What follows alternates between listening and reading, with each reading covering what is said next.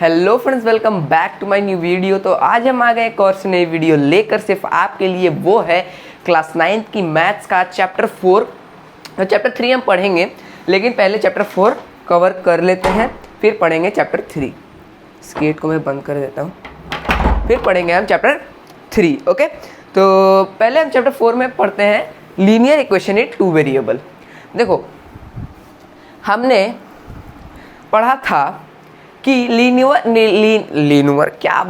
Linear equation in one variable में हमने पढ़ा था कि एक होता है 2x + 1। ओके, ये एक लीनियर मतलब होता है वेरिएबल की पावर 1। वेरिएबल अलजेब्रिक कोई भी इसकी पावर 1 का मतलब ही होता है लीनियर यानी कि हाईएस्ट डिग्री। इसका पावर कितना है? 1 है, इसकी पावर 1 है। तो अब अगर देखें, इसमें एक चीज़ क्या जोड़ दिया गया कि इसमें ax + by + c = 0। ये इस फॉर्म में जो नंबर्स लिखे हुए रहेंगे वो हो जाएगा linear equation in two variable. देखो, an equation of the form of इतना, देखो एक इक्वेशन किसे कहते हैं? जो इक्वल रहे 0 के। इक्वेशन वो 0 के इक्वल रहे, उसी को हम इक्वेशन कहते हैं। तो इक्वेशन यहाँ 0 के इक्वल है, तो 0 के इक्वल है, तो यहाँ पर क्या बोल रहा है? N equation of the form of ax + by + c = 0 is known as linear equation in two variable where x and y, भाई ये क्या लिखा गया यहाँ पर? x and y है।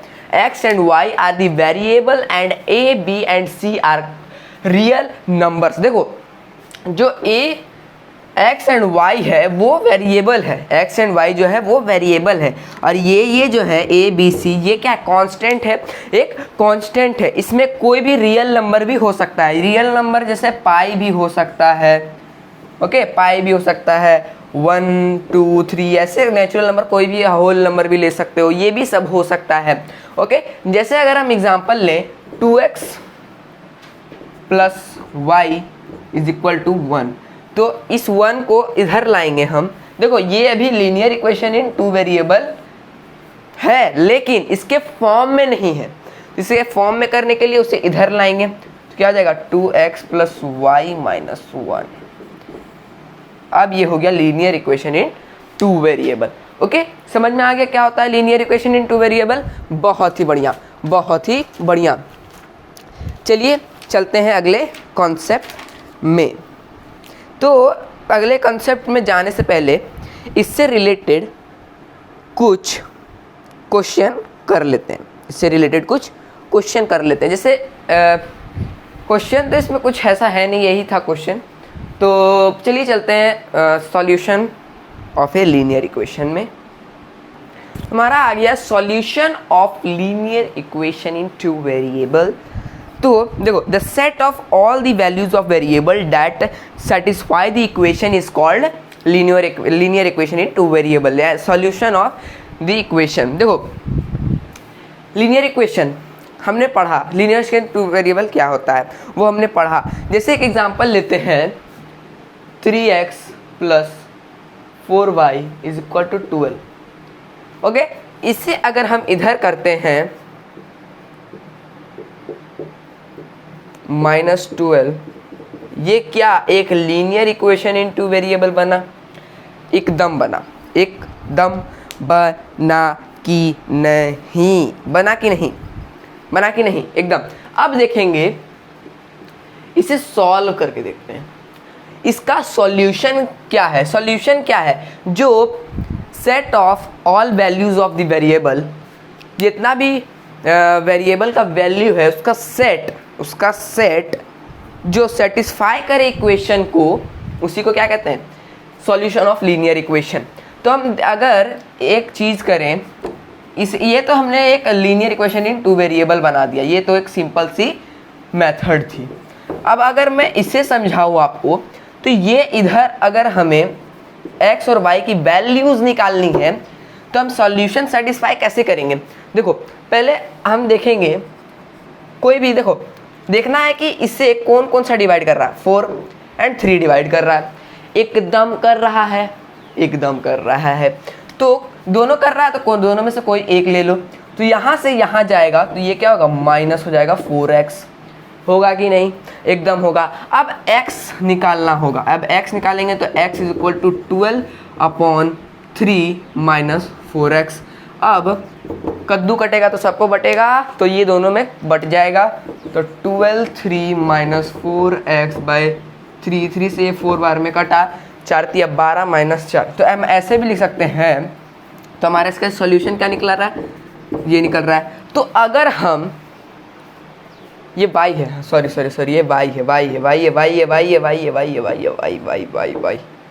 y है, y है, y है, तो ये y हो गया। अगर हम यहाँ पर देखें,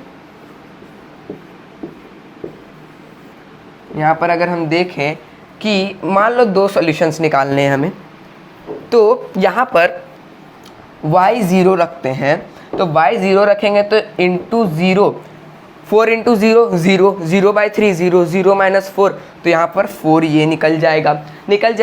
अगर हम 0, देखो यहाँ पर आप 3 के मल्टीपल को भी रख सकते हो, लेकिन पहले हम 0 रख के देखेंगे, फिर हम मल्टीपल रखेंगे। तो मल्टीपल के लिए पहले हम 3 वहाँ पर रख देते हैं, 3 रख देते हैं। चलिए y की जगह 3 लिखेंगे, 4 × 12 और 12 यहाँ पर लिख देंगे, तो 4 × 12 माइनस 12, 0/3, तो 0/3 यानी कि 0 हो जाएगा। यहाँ पर भी इसे सॉल्व करके देखो, एक बार मैं दिखा देता हूँ।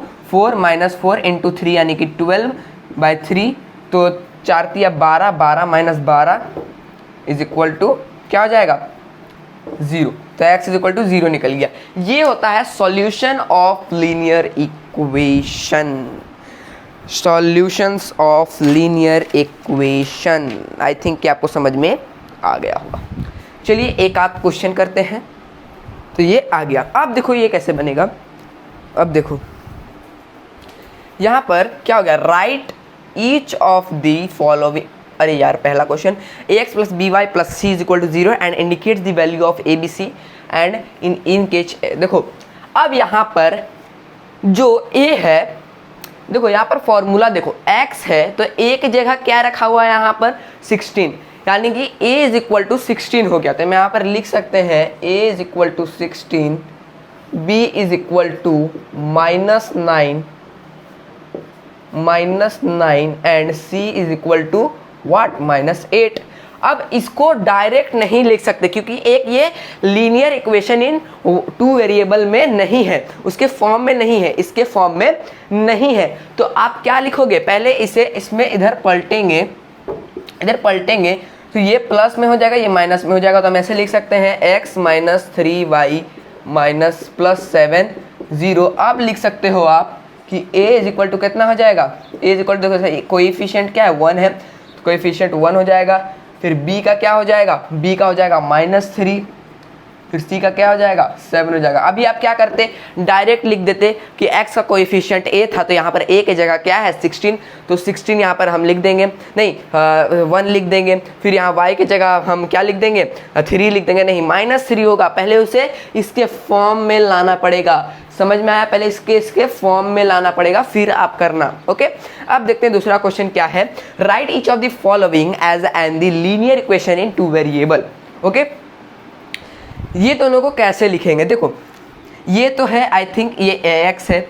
अब यहाँ पर देखो कोई भी एक ना दे तो आप उसे 0 मान के भी लिख सकते हो।